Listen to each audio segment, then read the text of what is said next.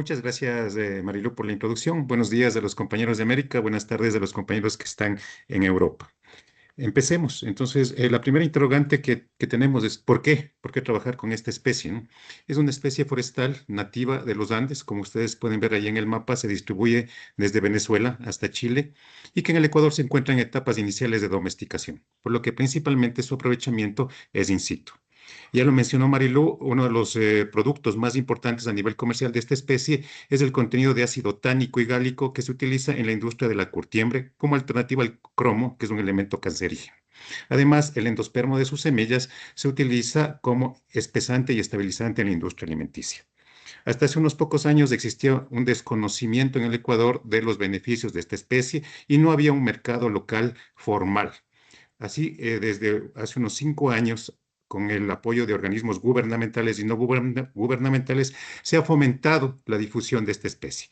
Ustedes pueden ver en el gráfico de la derecha cómo han ido evolucionando las exportaciones de vaina de guarango desde el 2022 hasta el 2025. Por otro lado, existe poca información sobre la diversidad genética de esta especie en el Ecuador, principalmente debido al hábitat, a la pérdida de hábitat, ya que esta especie ha sido relegada principalmente a quebradas o zonas de difícil acceso, por lo que es necesario estudiar y conservar el germoplasma disponibles en los bancos de germoplasma, así como su conservación in situ. Los objetivos que se plantearon en esta investigación. El objetivo general es caracterizar ecogeográfica, morfológica preliminar y genéticamente la colección nacional de guarango conservada en el Banco de Germoplasma de Liñá. Los objetivos específicos, el primero, realizar una caracterización ecogeográfica, el segundo, caracterizar morfológicamente ecotipos de guarango en etapas iniciales y el tercero, determinar la diversidad genética existente en la colección nacional de guarango a través de microsatélites e ICCRs. De aquí en adelante, lo que se refiere a materiales y métodos, resultados y discusión, se irán compartiendo de acuerdo a las publicaciones como están planificadas en esta investigación. Así tenemos la primera publicación que ya se encuentra en la revista Agronomy, trata de la diversidad morfológica y ecogeográfica del guarango en la región andina del Ecuador. El material genético, ¿de dónde proviene? Proviene de 39 accesiones que fueron colectadas en el año 2011 y que forman parte de la colección base de Liñá y se encuentra en un almacenamiento a largo plazo a menos 15 grados centígrados con un contenido de humedad entre el 10 y el 12%. En el mapa que ustedes tienen a la derecha se puede observar los puntos rojos representan los sitios de colecta que se encuentran distribuidos a lo largo del callejón interandino y que fueron colectados en altitudes comprendidas entre los 1.500 y los 3.000 metros sobre el nivel del mar. Para la caracterización morfológica de las semillas se tomaron algunos descriptores, principalmente de las dimensiones, largo, ancho, grosor, color y forma de la semilla, además del peso y pruebas de tinción con tetrazolio y prueba de germinación. La caracterización morfológica en campo fue desarrollado en la granja experimental Yachay del INIAP, que se encuentra en la provincia de Imbabura, al norte del país. Este sector presenta un clima ecuatorial mesotérmico seco a semihúmedo. La temperatura oscila entre 12 y 20 grados centígrados con una ligera variación estacional. La precipitación anual es baja, entre 500 y 1.000 milímetros, con una etapa marcadamente seca en el periodo de julio a septiembre. Los suelos son de textura franco-arenosa, con un pH alcalino, pendientes del 12 al 25%, bajo contenido de materia orgánica, baja capacidad de intercambio catiónico y una alta saturación de bases. En la imagen de la derecha, en la parte superior, ustedes pueden ver cómo fue planificado el establecimiento del ensayo.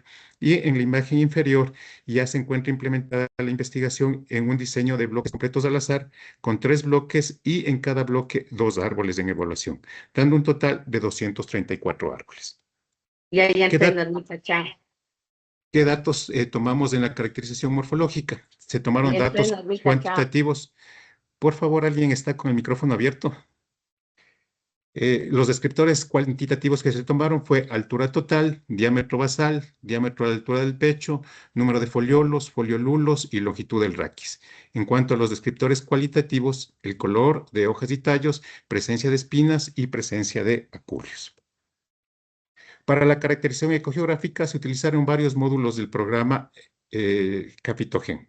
Entre estos módulos fueron Testable, GeoQual, SelectVar, EcoGeo y DeepMaps. Las bases de datos que se utilizaron son las que se encuentran disponibles en el WorldClim, en el HWSD y en SolGrids. Todas las imágenes, resultado de estas evaluaciones, fueron procesadas en el software ArcGIS 10.0 para una mejor visualización. Los resultados de la caracterización morfológica. En primer lugar, se realizó un análisis de componentes principales en el cual se seleccionaron 5 componentes con valores propios mayores que 1, lo que representa una variabilidad acumulada del 81%. El primer componente está relacionado con las dimensiones de la semilla, de la hoja, la altura total y el diámetro basal. El segundo componente está relacionado con el número de foliolos y foliolulos, el grosor de la semilla y el número de aculios por decímetro cuadrado. Este análisis mostró que la mayoría de los componentes estaban asociados con características de la semilla, que son determinantes claves para el mejoramiento genético del guarango. El siguiente análisis fue un análisis de conglomerados, en el cual se utilizaron 16 descriptores cuantitativos y 4 descriptores cualitativos, identificándose 4 grupos, lo que ustedes pueden ver en la imagen de la derecha.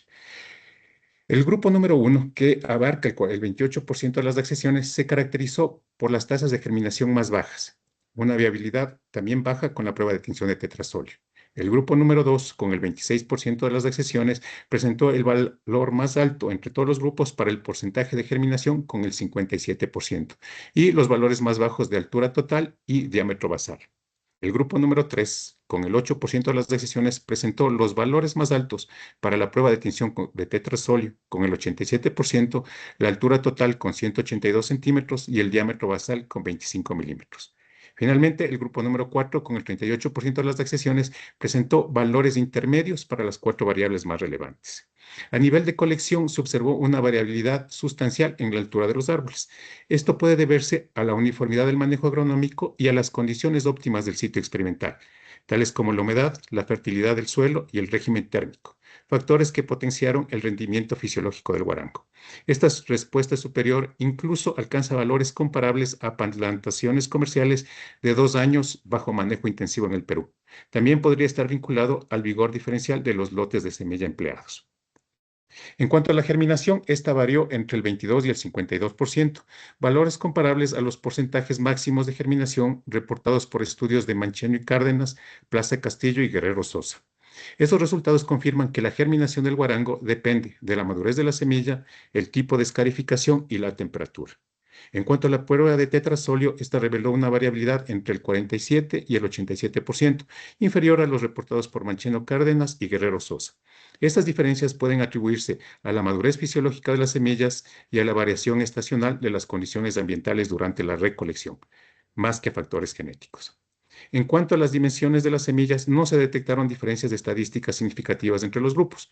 Los resultados obtenidos, según la clasificación propuesta por Villena, corresponden a un solo morfotipo denominado blanca.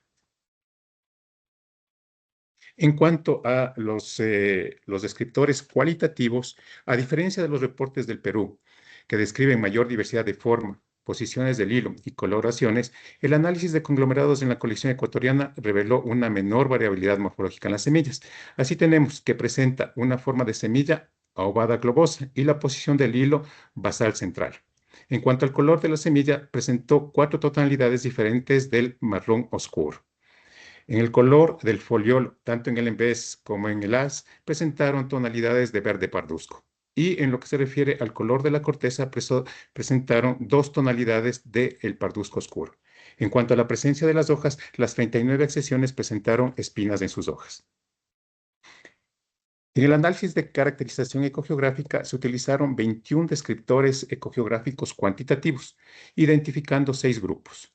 Según estos resultados, los conglomerados mostraron una distribución latitudinal en las zonas norte, centro y sur de la región andina del Ecuador. Eso lo podemos ver más a detalle en esta diapositiva. El grupo número 1, que abarca el 15% de las accesiones, se encuentra distribuido en la Sierra Sur en las provincias de Azuay y Loja. Estos se caracterizan por presentar la menor radiación solar, el menor rango diurno de temperatura, la mayor precipitación anual y la mayor precipitación durante el mes más seco. El grupo 2 es exclusivo de la provincia de Loja y es el que se encuentra a la menor altitud, a 1900 metros sobre el nivel del mar.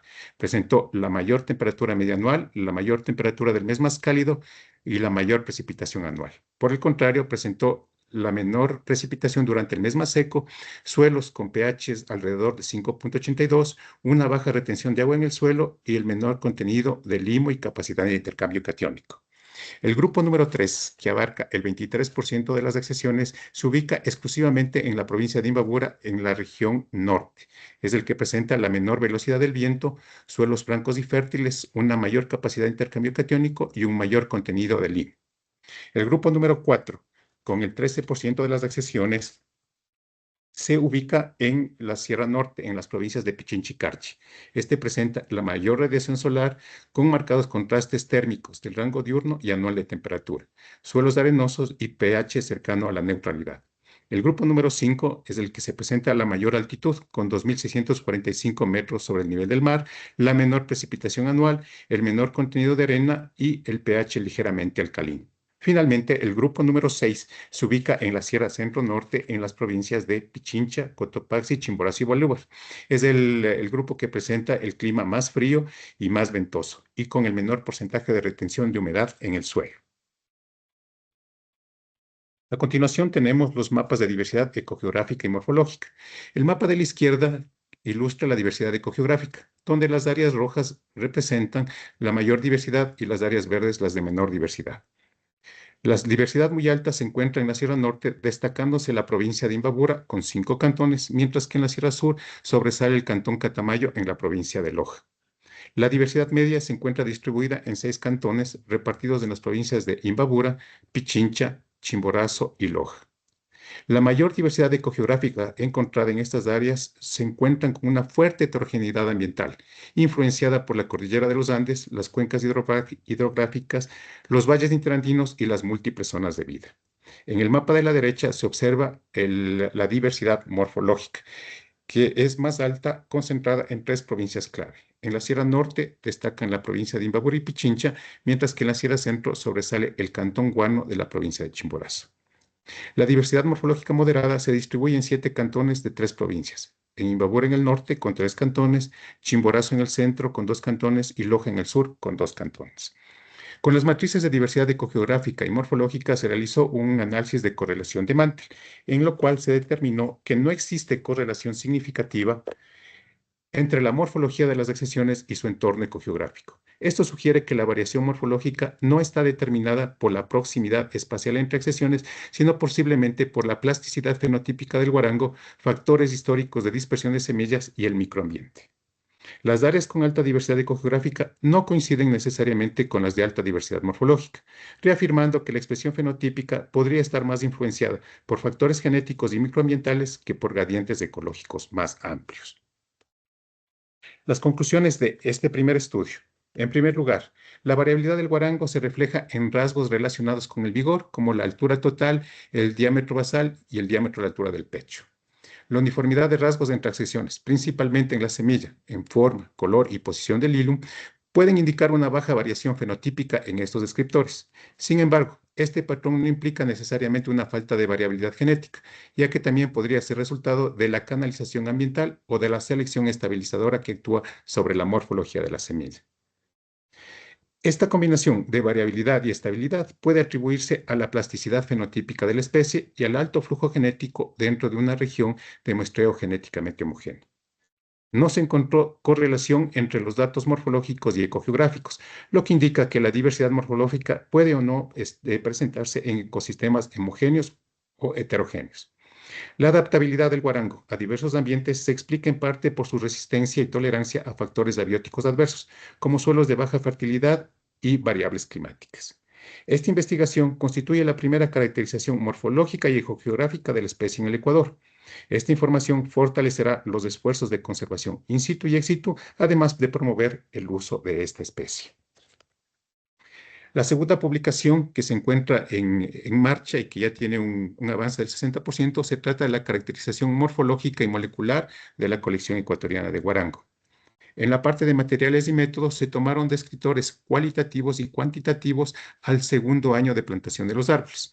En los descriptores cuantitativos se tomó altura total, diámetro basal, diámetro de la altura del pecho, altura de la bifurcación, diámetros de copa en 2 direcciones, norte-sur y este y oeste, y la precocidad de la floración. En cuanto a las variables cualitativas, se tomó densidad del follaje, ramificación, sensibilidad al viento, hábito de crecimiento y forma del árbol. Para la caracterización molecular, en la parte izquierda ustedes ven el esquema que se utiliza para extracción, cuantificación y validación de ADN en el Departamento de Biotecnología del INIAF en Ecuador. Debido a que no existen microsatélites específicos para el guarango, se decidió probar la transferibilidad de microsatélites probados en especies emparentadas con el guarango. Así, se probaron 10 microsatélites validados para Ceselpina chinata y 15 microsatélites validados en Balsamocarpum brevifolio. Por otro lado, se evaluaron 46 ICCRs, que son los que tiene disponible el Departamento Nacional de Biotecnología del Ecuador. Como resultados preliminares, en las conclusiones de la primera publicación se identificó que las variables cuantitativas tienen una mayor diversidad que las variables cualitativas. Por eso se decidió hacer un análisis de conglomerados por separado. Lo que sí es evidente, como ustedes pueden ver en las dos gráficas, se forman dos grupos bien marcados. La única diferencia en el caso del dendrograma cualitativo es que prácticamente los dos grupos que se forman tienen el 50% de las accesiones en cada uno.